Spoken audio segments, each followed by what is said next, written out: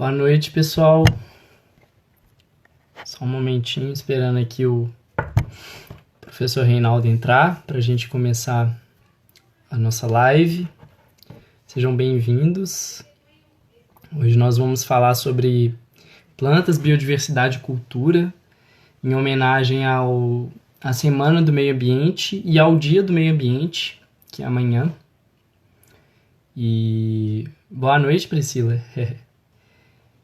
E daí eu chamei o meu amigo professor Reinaldo para estar falando um pouco sobre esse tema bem interessante, como que é a relação das plantas com as comunidades tradicionais e o conhecimento delas. Aí, ó. Só um minutinho, pessoal.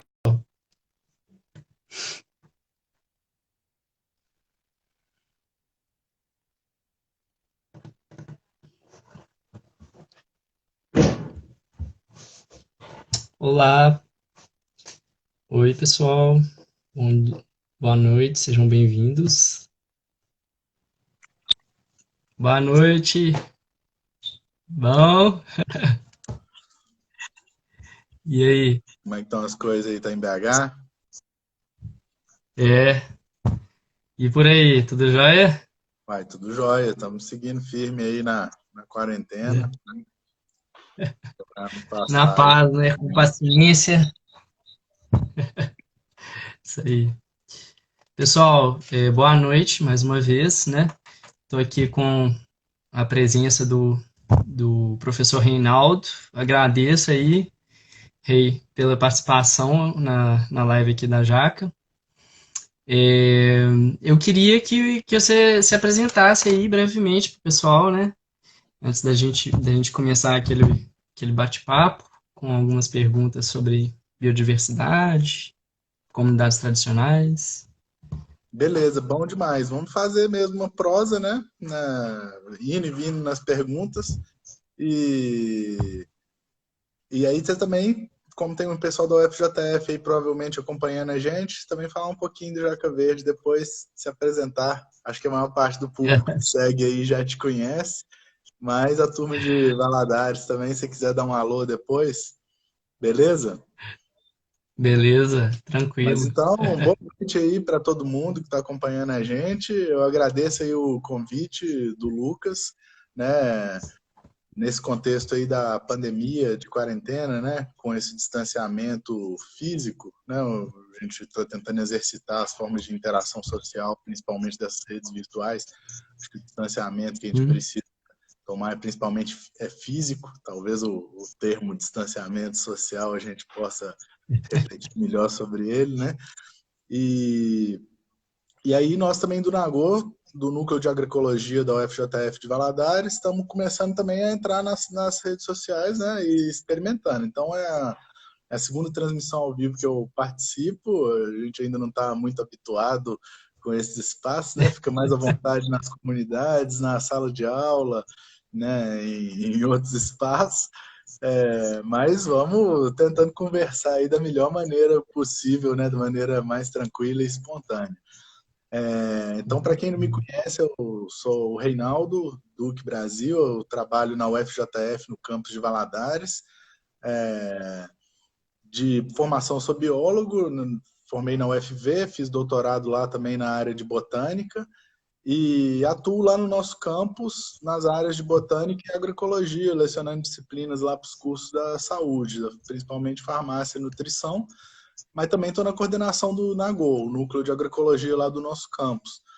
E aí o NAGO, por ser um espaço transdisciplinar, acolhe estudantes aí de várias áreas, né?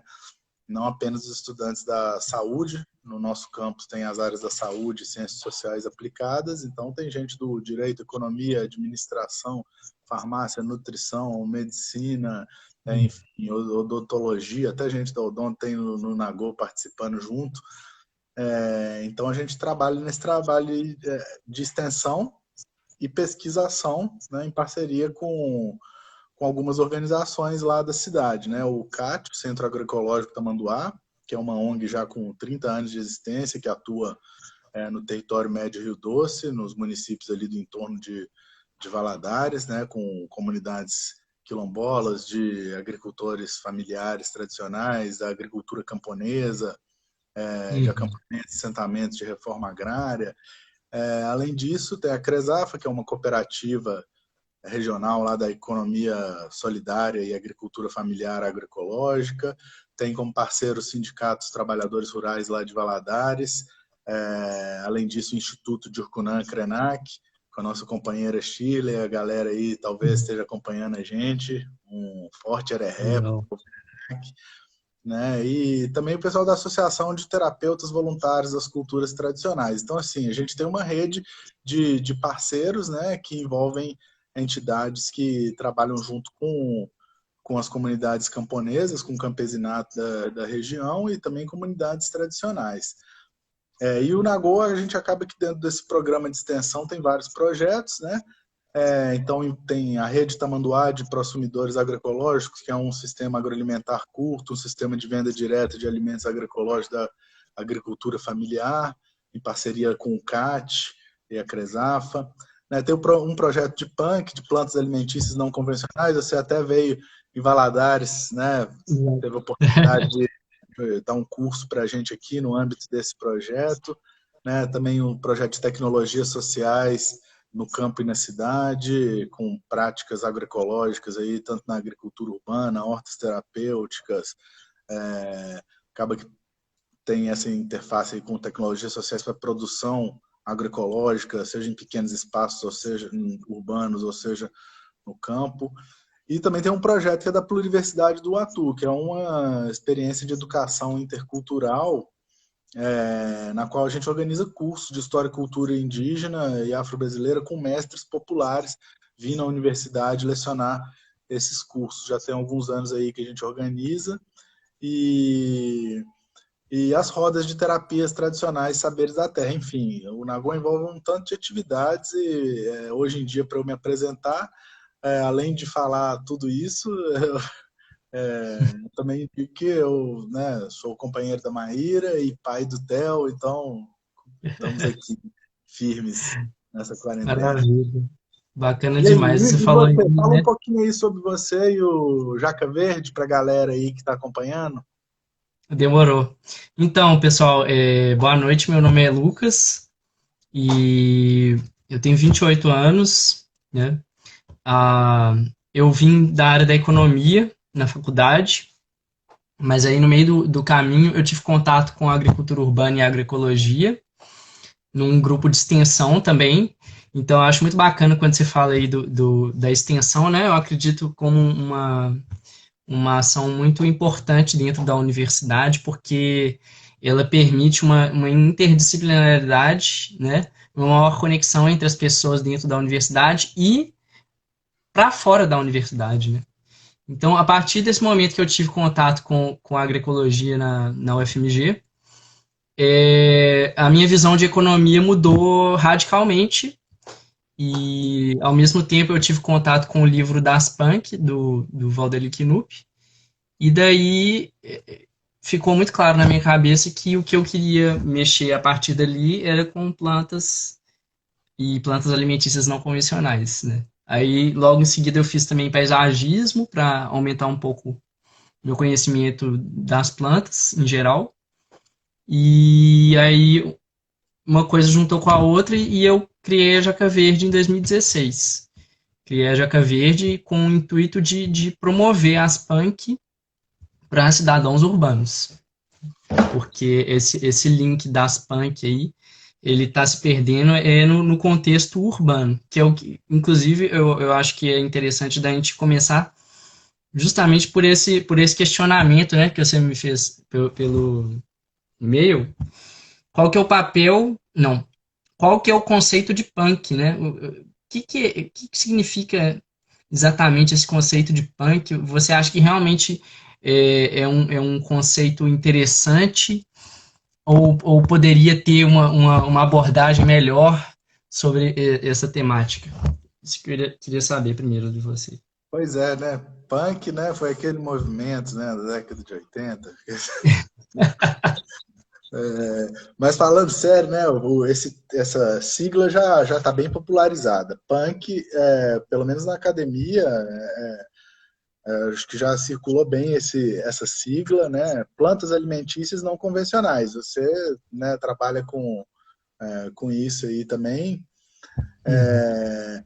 Mas, enfim, acho que o problema desse conceito, primeiro, ele é interessante quando ele nos coloca a refletir sobre o que é convencional e o que não é na nossa Uhum. alimentação e por que um dado alimento é tratado como convencional ou não, em diferentes contextos culturais, né? Principalmente nos faz refletir sobre a homogeneização da nossa alimentação, né? Nos processos, aí, principalmente dentro das grandes redes de comercialização do agronegócio, em que a biodiversidade disponível alimentar ela se torna restrita a determinadas variedades comerciais e tudo mais, sendo que uma grande diversidade de plantas alimentares acaba sendo esquecido ou até mesmo caindo em desuso. Também nos faz refletir, é interessante, sobre a imposição de valores, né? Por que algumas ervas, como, Uhum. por exemplo, o cariru, os amarantos, eles vieram introduzidos, né, como plantas alimentares importantes e hoje são combatidas aí, né, como ervas daninhas nos ambientes urbanos ou até mesmo na roça, como se elas atrapalhassem, né, estivessem atrapalhando o pasto, ou seja, não. Então, acho que é interessante essas reflexões que o conceito de punk nos traz, né, de plantas alimentícias não convencionais. Mas, por outro lado, né, o que é convencional numa região, às vezes não é convencional em outra, né, em outro contexto cultural. Um exemplo Uhum. claro disso é o piqui, né, que faz parte da história, da cultura, do cotidiano das comunidades que vivem no Cerrado, né? Também nos ambientes urbanos. Pô, minha família, por parte de pai, é de Montes Claros, é do norte de Minas, todo mundo roedor de piqui, então desde criança tem aquela coisa, na época da safra do piqui, sentia ele cheirando na pracinha na frente da casa e chamando para o almoço aquele cheiro do arroz com piqui. Ou seja, acabava o piqui, guardava a polpa do piqui, fazia conserva do piqui, fazia o óleo do piqui para usar Você quando vê não aqui o tinha ano inteiro, piqui. né? O ano É, inteiro. fazia parte do cotidiano. Mas agora, você vem para o lado da Zona da Mata, né, aqui mesmo em Valadares, o pessoal não tem muita gente não tem esse apreço ao piqui, o pessoal estranha, ou na Zona da Mata, onde eu vivi um tempo lá, Viçosa, né, também, não tem piqui, é Uhum. outro ambiente, outra realidade, outras plantas que o pessoal se relaciona. Mas então o piqui é tido como uma planta não convencional, até por não fazer parte daquela cultura, daquele ambiente, né? Outro exemplo é a taioba, que você vê aí em algumas cartilhas de plantas alimentícias não convencionais, ela sendo colocada como não convencional. Pô, aqui em Minas Gerais, taioba, né, é um alimento tradicional. Potente, né? É. Então, entre convencional, o que é não convencional e o que, na verdade, é algo que é tradicional de uma dada região, de uma dada cultura. Então, esse conceito, acho que poderia ser um pouco também a gente tem que ponderar isso, né? Essa relativização cultural aí do que uma planta significa em cada É. ambiente. Acho que você mesmo no curso que você veio dar aqui em Valadares, você comentou que talvez a gente pudesse usar um termo de plantas alimentícias negligenciadas e subutilizadas. Como é que é isso? É, tem um termo em inglês, né, para isso, é neglected and underutilized species. E eu acho muito interessante, só que ele tem um contexto um pouco negativo, né? A própria palavra neglected, né, ela implica em alguma coisa negativa. Então, eu acho que realmente também o termo punk ele coloca como se fosse uma coisa nova, sendo que não é. E é importante sempre estar ressaltando, quando for apresentar o termo punk para outras pessoas, que a gente não está falando de plantas novas, né? A gente está falando de plantas que remontam uma cultura, remontam uma história, né? Ultimamente eu cheguei a essa conclusão de que o termo punk ele engloba três dimensões principais, né? Que é a territorial, acima de tudo, a cultural e a econômica. Então, porque ela pode ser uma planta típica de um lugar, de uma área específica, de um bioma, e não em outros. Ela pode ser corrente em uma cultura e não em outras culturas, que aí é a dimensão cultural. E ela pode ser uma planta simplesmente negligenciada, um mato mesmo, que não foi observado o valor econômico dele, né? O valor econômico, o valor comercial dele. É mais ou menos nesse sentido que eu penso no termo das punk. Mas aí, aproveitando nisso que eu falei da dimensão territorial e cultural do termo, né? Como que você vê as culturas, povos e comunidades tradicionais relacionados com essa agrobiodiversidade das punk, né? O que uma coisa tem a ver com a outra, ou não tem? Olha, cara, na verdade, todos nós, né, direto ou indiretamente, convivemos, dependemos da biodiversidade, né, e das plantas no planeta, né? Seja pelo fato de serem produtoras primárias, ou seja, os únicos seres capazes de transformar energia solar em energia química, em biomassa, ou seja, em alimento para todas as teias tróficas e o funcionamento de todos os ecossistemas do planeta.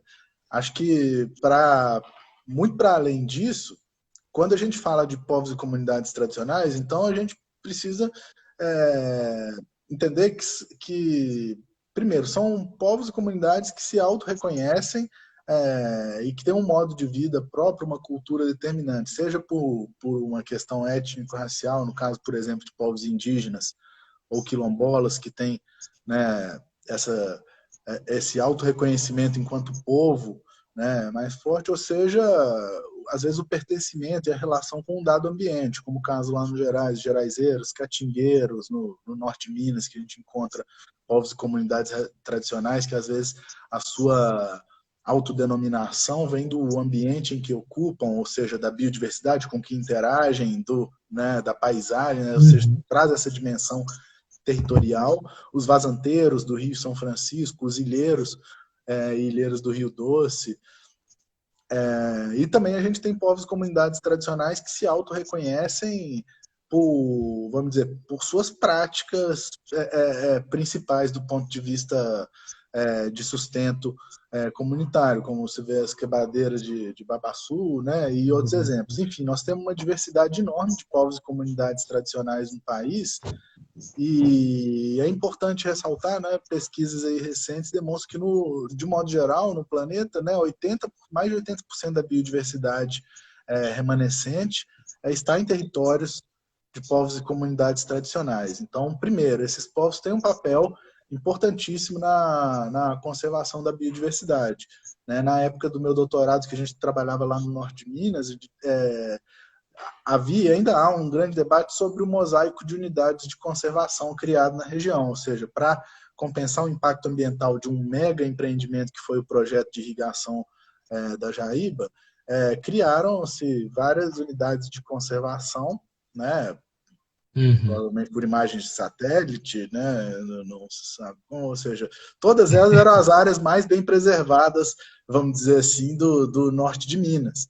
Né? E todas elas eram territórios de povos e comunidades tradicionais, criando um confronto, né? Ou seja, criando parques para proteção da biodiversidade em territórios onde as comunidades, né, preservaram essa Uhum. biodiversidade e esses ecossistemas. Ou seja, o seu modo de vida garante essa convivência com a biodiversidade. Né? E aí, como diria o Bruno Latour, né, essa história de separar natureza e cultura, como também separar nós e eles, né, da coisa da Constituição moderna.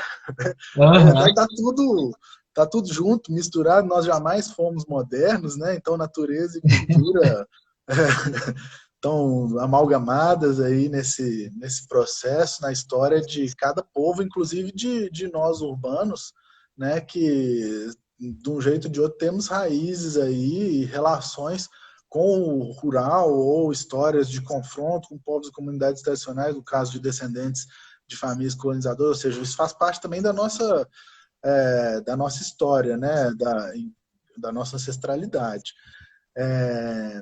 E pensando também que a diversidade cultural dos povos, ela é parte da sociobiodiversidade, ela é parte da biodiversidade como um todo, né? Então, Uhum. nós somos natureza, fazemos parte dela e vice-versa. A cultura também se produz, né?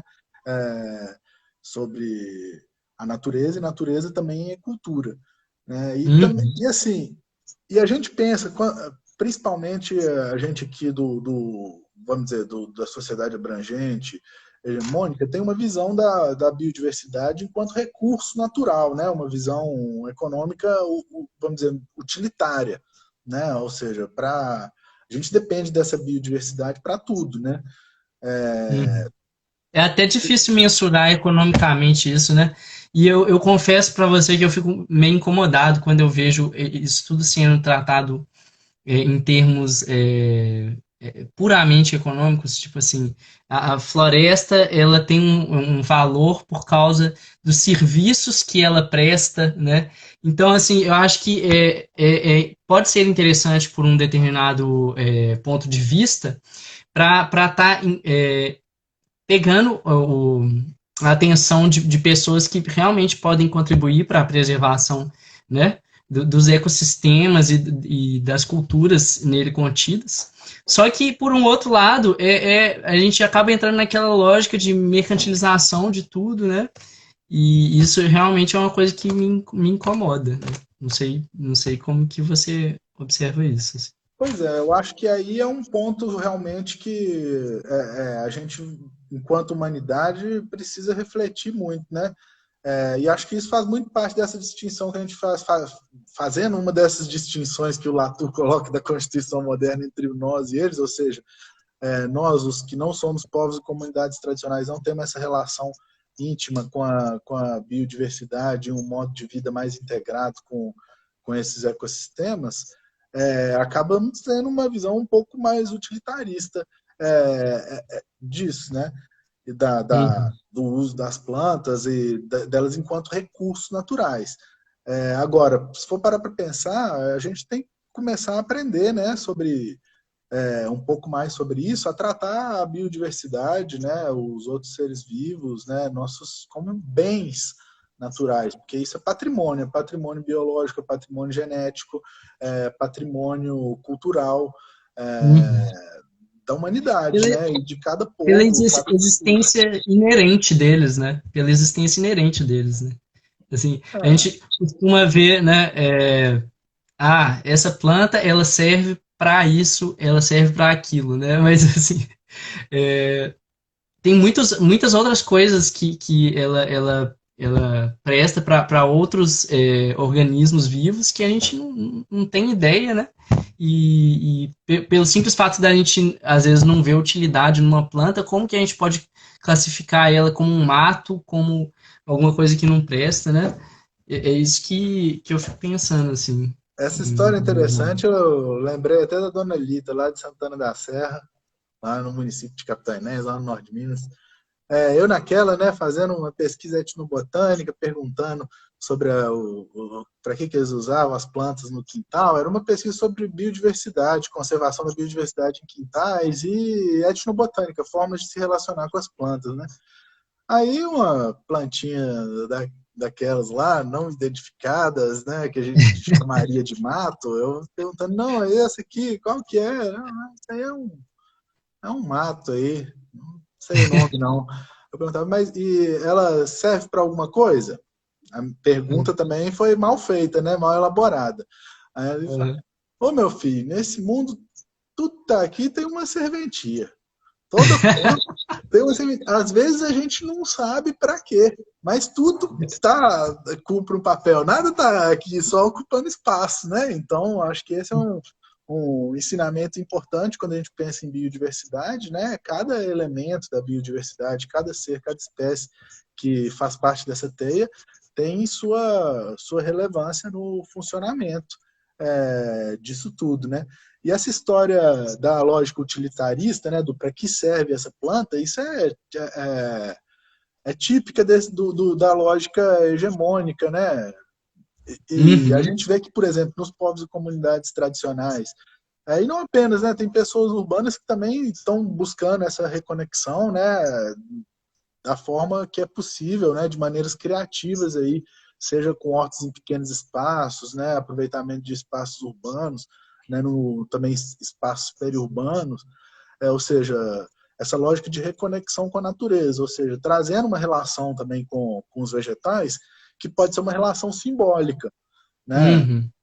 Essa relação simbólica pode ser uma relação afetiva, relação místico-religiosa, ou seja, várias outras formas de se relacionar com as plantas, né? Para além da questão utilitária, mesmo sabendo que elas são a base material de todo o ecossistema e da nossa vida também, né? A base material, energética, biofísica disso. Mas para você ver a importância dessa lógica simbólica, né? Você vê, tem bandeiras aí de países que ressaltam uma determinada espécie vegetal como símbolo de uma nação, ou do ponto de vista afetivo, eu não consigo, como que eu vou falar de umbuzeiro, né, de esponde surderosa, sem lembrar do pé de umbu da casa da vovó Uhum. Naná, lá em Capitão Enéas, ou como que eu falo de manga, ou como uma manga, ou uma jabuticaba, sem lembrar do pé de manga ou de jabuticaba do quintalzinho que eu fui criado lá em BH, em BH, na Imorés, na rua Imorés. Então, assim, essa dimensão afetiva, todos nós temos alguma relação, as plantas fazem parte da nossa vida, da nossa história. Se a gente não prestou atenção nisso até esse dado momento da caminhada, a gente ainda pode refletir, né, prestar mais atenção em como que a gente convive com elas e como que elas marcam o nosso cotidiano muito, muito para além dessa dimensão utilitária. Então, ao invés de perguntar para que serve essa planta, perguntar o que eu posso aprender com essa planta, o que eu posso aprender com outras pessoas que se relacionam com essa planta ou aquela planta de outras formas. Né? Então, Uhum. mais nesse sentido. E ainda falando dos povos e comunidades tradicionais e da nossa biodiversidade, né? Pô, como é que a gente vai falar da cultura alimentar do nosso país, né? Da nossa biodiversidade, sem falar da mandioca, né? Uma saudação aí à mandioca, que ninguém entendeu a saudação que a ex-presidenta fez, né? A gente às vezes tem que explicar o porquê, né, da relevância da mandioca naquele discurso mal formulado à época, né? Mas ou falar Uhum. das culturas centro-americanas aí também, sem falar do milho, né? As batatas e os Andes, os feijões nas Américas, você vê o piqui no Cerrado, o urucum, o genipapo, o buriti, tucumã, bacaúba, açaí, caju, castanha, cacau, cupuaçu, guaraná, umbu, ou seja, você Com vai certeza. citando aí, isso é biodiversidade, isso é sociobiodiversidade, isso é cultura, é natureza, é tudo junto, misturado, né? Essas plantas fazem parte da nossa história, né? E nós também fazemos parte da história de várias dessas plantas, como tem demonstrado diversas pesquisas, que algumas plantas que a gente imaginava que eram nativas, na verdade estavam em processo de domesticação há milhares de anos pelos povos originários das Américas, né? Então, até mesmo quando a gente relaciona planta nativa de tal bioma, às vezes aquela planta é uma planta domesticada ali, melhorada geneticamente, ou seja, com uma relação milenar com povos que ou foram dizimados ou exterminados numa história violenta de colonização, né? Que O acabam próprio nos perdendo. cacau, Então, né? quem? O próprio cacau, né? Pois é. E várias outras, né? Eu citei uma cacetada de planta aqui, mas também como não falar da experiência religiosa com algumas plantas. Uhum. Você vê aí algumas até utilizadas em rituais cristãos aí, antigos, a sálvia nas defumações, Uhum. a mirra e seu simbolismo também, várias outras, a mescla Jurema e Iopo nas culturas indígenas, as ervas de É. santo, a gente outro dia aí estava, você até mandou uma mensagem falando da erva de jabuti, a Erva de peperônia, jabuti. uma planta alimentícia não convencional aí, tá no livro tal, ou seja, muita gente está conhecendo ela por causa do uso alimentar e também das propriedades terapêuticas dela, né? Já que ela ajuda a Uhum. controlar pressão, prevenir doenças cardiovasculares, mas aí você vai ver uma planta sagrada, né, de santo, né, de Oxum, Oriri de Oxum é um de seus nomes populares, ou seja, utilizada é, em banhos, chás, e você vê, eu tenho a folhinha em formato de coração, De coração. já indica pra gente por que que ela é É, boa. E é uma erva regida pelo orixá do amor. Olha que coisa mais linda também que está aí relacionada com também com essa interação espiritual aí nossa com as plantas. uhum. Enfim, acho que Uma outra planta que me veio aqui à cabeça, que eu descobri também que ela tinha um significado religioso depois de um tempo, foi aquele Alpínia, falso cardamomo, né? Alpínia zerumbete, que eu conhecia como Alpínia, falso cardamomo, porque é parente do cardamomo do gengibre e é usada no paisagismo. E depois de algum tempo eu fui descobrir que ela também tem um grande simbolismo, né? Na Umbanda e no Candomblé, e por lá conhecido como colônia. Então é muito bacana você tá por dentro, né, dessa história, dessa cultura das plantas. Elas passam a ter um significado ainda maior para a gente, né? é isso aí. Essa relação com as plantas é terapêutica de todo modo, né? Seja cultivando, seja comendo, fazendo um chá, sentindo o aroma. Acho que é terapêutica em vários aspectos, né? Com certeza. Ô, Rei, eu tenho uma outra pergunta para você, né? Você falou aí de etnobotânica. Eu queria que você contasse para o pessoal que está assistindo a gente aqui um pouco o que seria etnobotânica, né? E como trabalha um etnobotânico. E aí depois eu queria falar também um pouquinho daquelas cartilhas que foi por onde eu te conheci, né? Mas primeiro fala aí para o pessoal um pouco disso. Olha, cara, etnobotânica é uma área, né, de conhecimento que a gente, que eu diria, você tem duas palavras aí em uma, né? Um prefixo etno e botânica. Então, vamos por partes, né? O que é a botânica? É o estudo das plantas, Uhum, beleza? Mais ou menos, isso que eu fui descobrir na universidade, porque o estudo das plantas na botânica é o estudo científico, acadêmico das plantas, sobre determinadas regras dentro daquele contexto sociocultural, que é o contexto sociocultural, científico, acadêmico, né? aham, E às vezes, em alguns momentos, a gente fica desconfortável com isso, que você vê as pessoas que às vezes não têm esse acesso ao conhecimento científico sobre as plantas, mas que as estudam, as interpretam, dominam, né? Ou seja, quantos e quantos camponeses, quilombolas, né, indígenas que eu já conheci que são, né, grandes botânicos e biólogos, né, mas com e ao mesmo certeza. tempo um tanto de outras coisas que dentro dos nossos rótulos não, não cabe. Então eu imagino que a etnobotânica ela se tornou necessária dentro do contexto acadêmico, reivindicando um espaço dentro da botânica, né, de estudo sobre os conhecimentos tradicionais a respeito das plantas.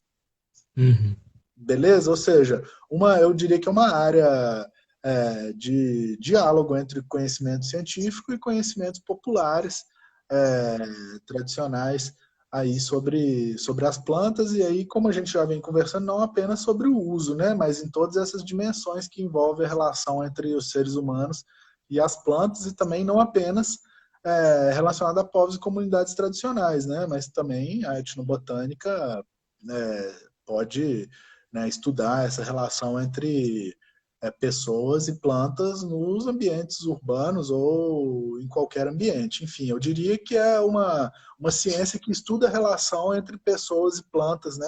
A gente pode buscar aí vários autores na área, acho que o Ulisses Albuquerque, no Introdução à Botânica, ele define de uma maneira bem simples, assim, relação entre pessoas e plantas, o que o Andrade Casale também trazem essa interpretação. Então, é isso. Só que, assim, é interessante a gente pensar que a etnobotânica ela faz parte de uma área maior que a etnobiologia, que por si, vamos dizer, que faz parte de uma grande área que seriam as etnociências. uhum, Então, é a gente pensar que para cada área do conhecimento científico existem mestres e mestras populares tradicionais que estudam utilizando outros métodos que não o científico, ou até mesmo se utilizando do método científico e suas práticas e conhecimentos ancestrais. Então, estamos falando de uma área de diálogo. Eu não gosto de usar o termo da etnobotânica enquanto estudo científico do conhecimento popular entre as pessoas, porque Uhum. eu vejo que isso é uma visão colonizadora, né?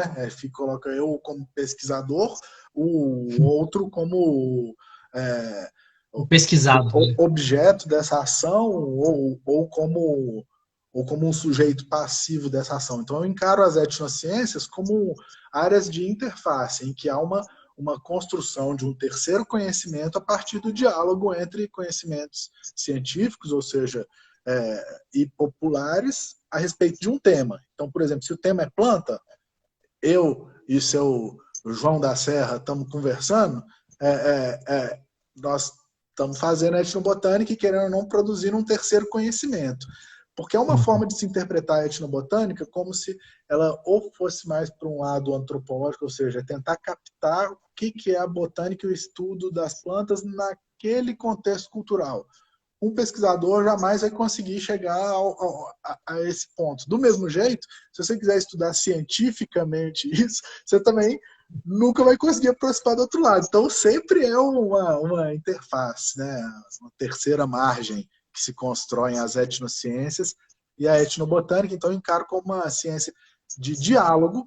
E aí é importante até mesmo denunciar que, se for parar para pensar, a etnobotânica foi uma ciência dos biopiratas ao É, longo eu, da eu nossa lembro da. história. O que era a busca por especiarias nas Índias, né? E drogas. Então, era É, basicamente esse pessoal se utilizava da etnobotânica. Você vê antigamente o próprio Império Romano, né? E Dioscórides, que era médico do Império Romano, ao, vamos dizer, colonizar, ocupar, dizimar povos, eles pegavam os especialistas locais para transcrever, ou seja, captar aquele conhecimento que se tinha sobre a flora do lugar, sobre uhum. as práticas de medicina tradicional. Então, depois isso tudo foi incorporado, né, numa obra depois romana, do Império. Ou seja, a Oh, etnobotânica, a história dela, antes de se tornar uma ciência acadêmica, é uma história de biopirataria, de usurpação, de roubo de conhecimentos tradicionais e da biodiversidade, do patrimônio genético dos povos originários que foram colonizados aí em processos violentos ao redor do mundo, né? Então, só numa uhum. história bem recente é que a gente tem visto uma etnobotânica, vamos dizer, com uma conotação política, interagindo com a ecologia política, né, pensando, pô, somos parceiros, né, de um processo, né, então, trabalhando em prol da autonomia de comunidades tradicionais ao lado, conjuntamente, né, a partir de demandas dessas comunidades e não também numa perspectiva colonizadora. Então, esse debate também dentro da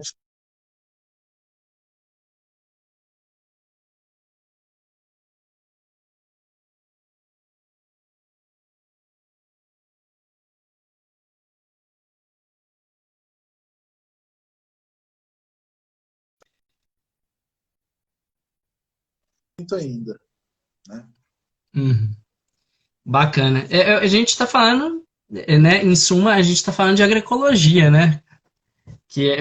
Eu acho legal quando você fala disso, né? De que a gente, uma parte conversando com a outra, tentando estabelecer uma terceira dimensão aí, né? Eu vejo isso muito na agroecologia também, né? Não é necessariamente uma parte negar a outra parte, né? Tem aí uma co-construção de algo novo, né? E eu acho muito bacana, sem precisar negar um ao outro. Bom, você falou aí de biopirataria, eu lembrei daquela conversa que a gente teve em Governador Valadares, né? E quero aproveitar esse tema para te perguntar o seguinte: quais são os principais desafios desses povos e comunidades tradicionais na promoção e proteção de seus conhecimentos tradicionais em relação às plantas? E eu queria que você falasse também sobre como que isso está relacionado com direitos de propriedade intelectual.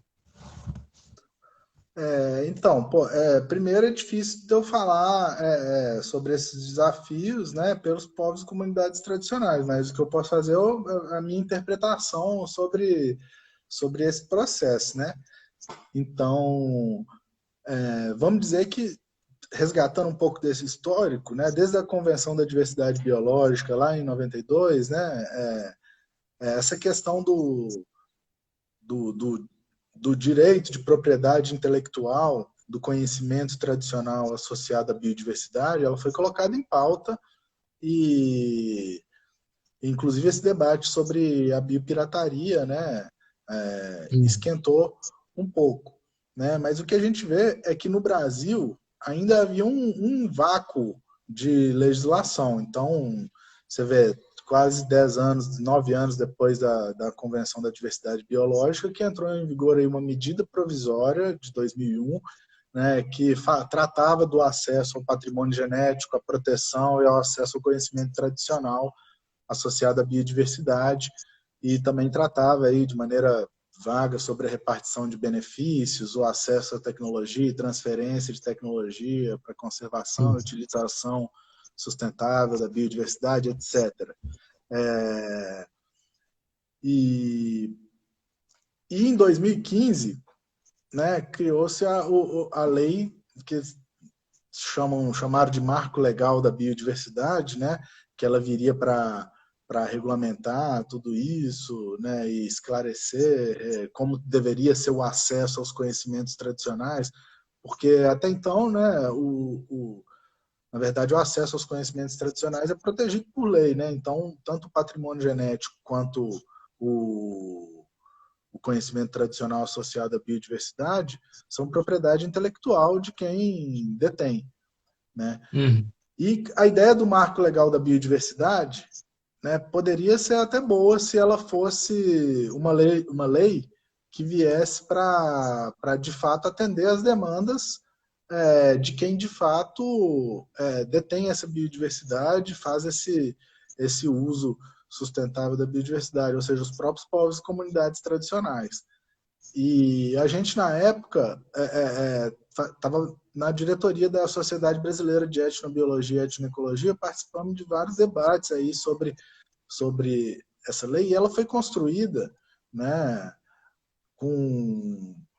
num contexto político complicado aí, de abertura do processo de impeachment De impeachment, né? da ex-presidenta Dilma, e que várias pautas aí, com o presidente da Câmara à época, passaram, né, rapidamente, e foi uma lei debatida, ou seja, com a indústria farmacêutica, grandes indústrias, seja, não incluiu, para você ter uma ideia, o Ministério do Meio Ambiente e os próprios povos e comunidades tradicionais. O Ministério do Desenvolvimento Agrário, à época, também não foi incluído nesse debate da construção da lei.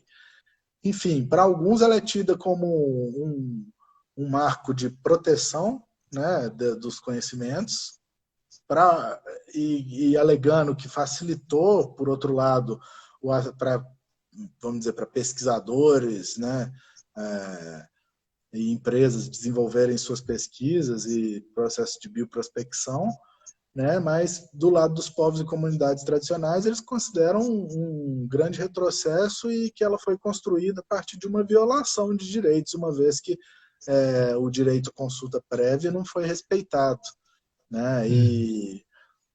e podemos citar outras coisas. Na época, o Gustavo Soldati, professor lá da UFJF, grande companheiro de trajetória aí, de caminhada na etnobotânica,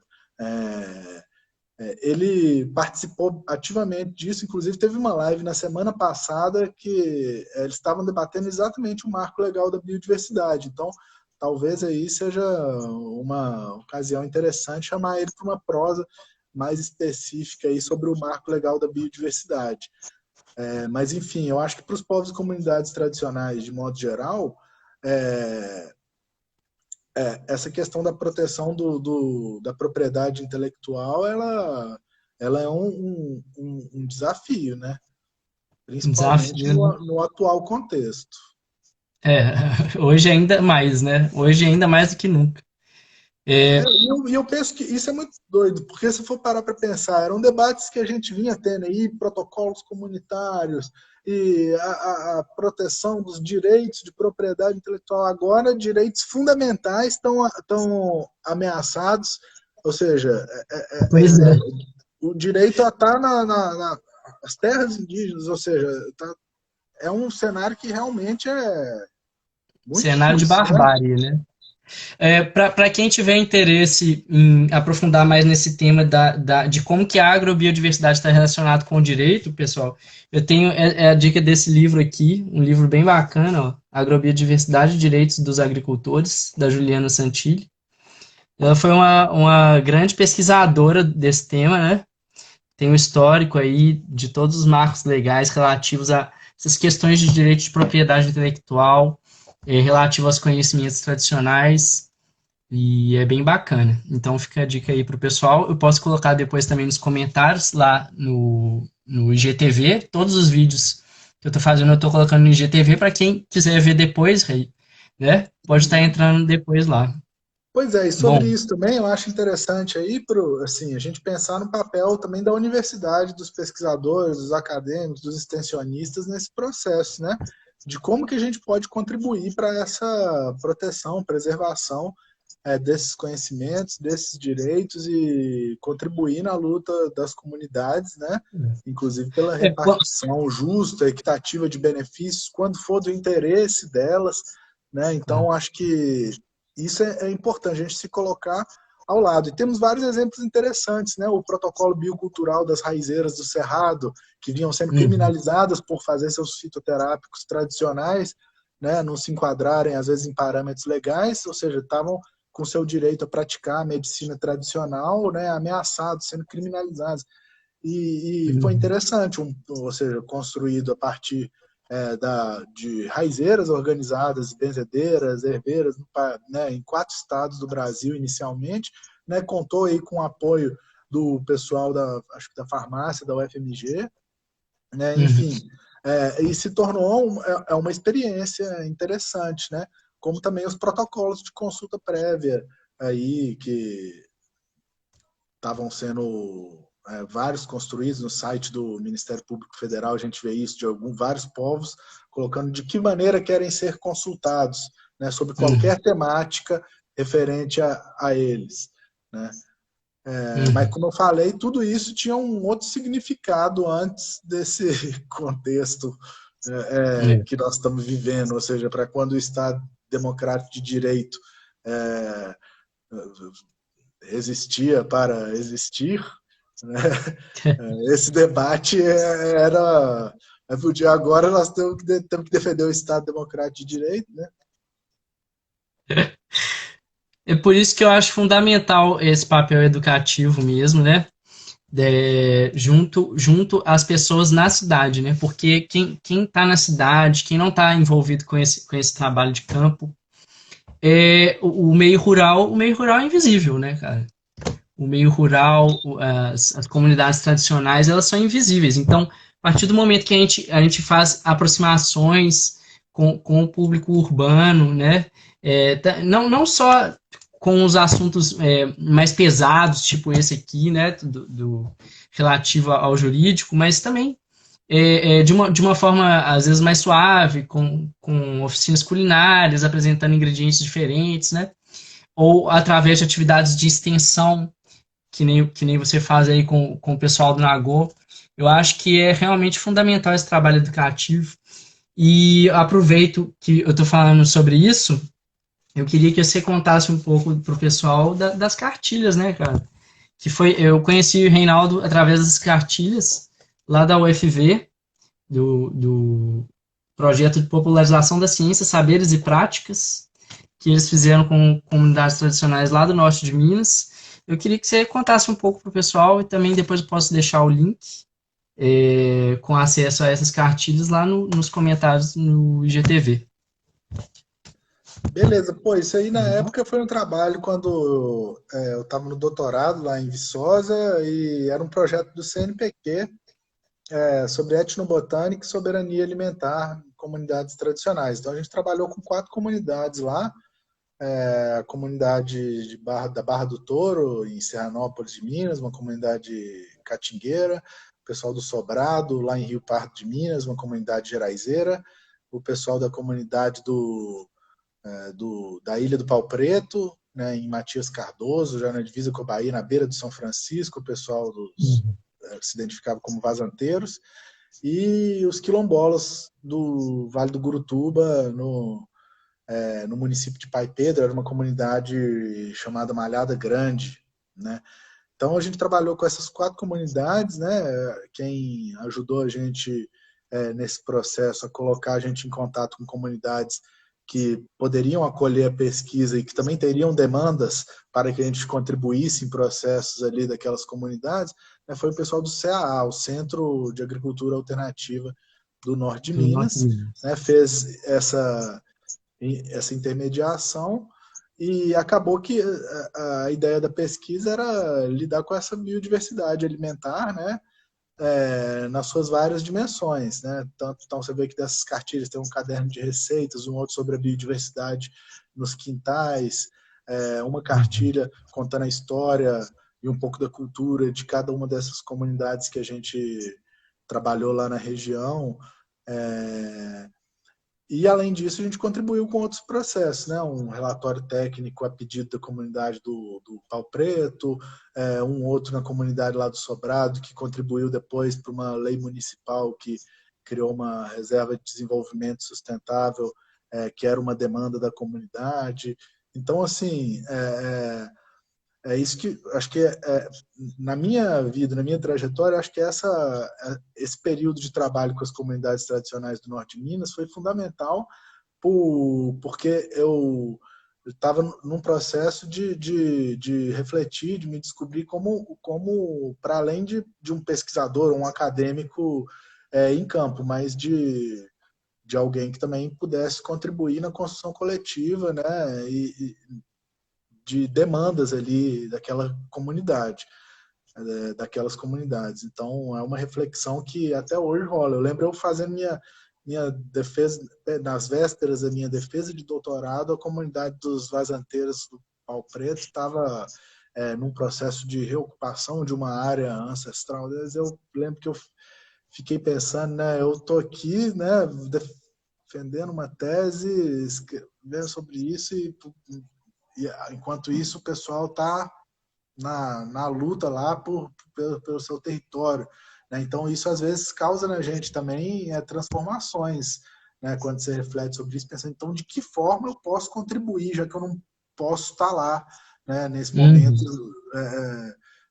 junto com a galera. E acho que isso coloca um pouco também como que o Nagô foi construído em Valadares, depois que eu fui para Valadares em 2012, né, todos os projetos de extensão e pesquisação do Nagô, eles vêm a partir das demandas das comunidades ou dos coletivos, dessas entidades aí camponesas ou povos e comunidades tradicionais. Então, não, vamos dizer, não é aquela posição da universidade, do acadêmico, com os seus livros atrás, pensando nos seus projetos que eu vou levar para aquela comunidade, mas é a gente no meio do povo trocando ideia e tentando construir juntos, né, nessa espiral da pesquisação, do trabalho participativo, dialógico.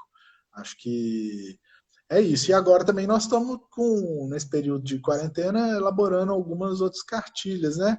Então, tem o Gustavo, que é um técnico que trabalha com a gente lá, companheirão, com o vice-coordenador do Nagô. Você lembra dele também quando você esteve aí? O Gustavão está elaborando um material em massa sobre hortas em pequenos espaços, Olha, preparo de mudas a partir de, por exemplo, restos de alimentos, você plantar uma cenoura com aquele tampinho da cenoura e tal, preparando materiais didáticos e pedagógicos também para isso.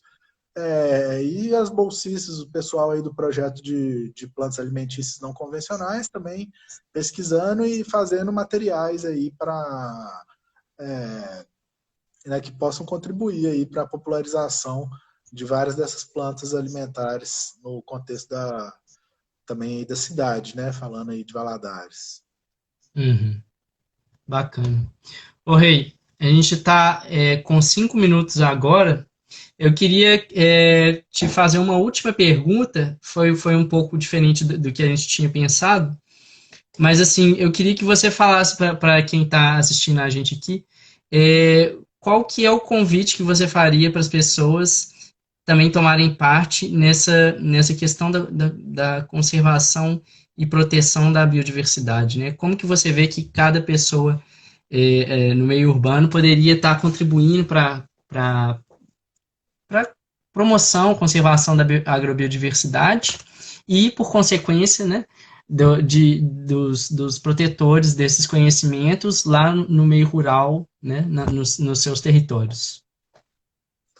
É isso. Bom, é legal, difícil essa questão, mas a ideia, na verdade, é um convite ao religare, né, a se reconectar com a natureza da forma que for possível no ambiente em que cada um vive, né? Como a gente já falou aqui na conversa anteriormente, essa relação com as plantas, com a natureza, ela é até mesmo terapêutica, pode contribuir, acho que para que o ambiente urbano também ele se repense, né? Visando incorporar também essa agrobiodiversidade, né? Acho que a gente vê aí a nossa sociedade adoecendo e muito por causa é, desse processo, acho que de falta de conexão mesmo com a Mãe Terra. Então, acho que Gaia e seus 1000 nomes, acho que a primeira coisa é reconhecer que todos nós fazemos parte disso, temos um papel, podemos contribuir de alguma forma, e do ponto de vista, eu acho que mais prático, como contribuir alguém que está no ambiente urbano, acho que é um processo de transição, né? Então é uma caminhada, independente de onde cada um está nessa caminhada, o importante é saber em que rumo a gente quer caminhar, né? Enquanto sociedade, enquanto humanidade, e dando um passo de cada vez, de acordo aí com o tamanho das próprias pernas e o ritmo de caminhada de cada um, né? Mas Com acho que isso passa certeza. por uma lógica, uma reflexão sobre um consumo consciente, né? Comprar diretamente dos agricultores familiares, né? Evitar, assim, procurar comprar em mercadinhos locais, ou seja, dentro da lógica econômica, valorizar essas iniciativas, né? É uma Uhum. forma de incentivar, né?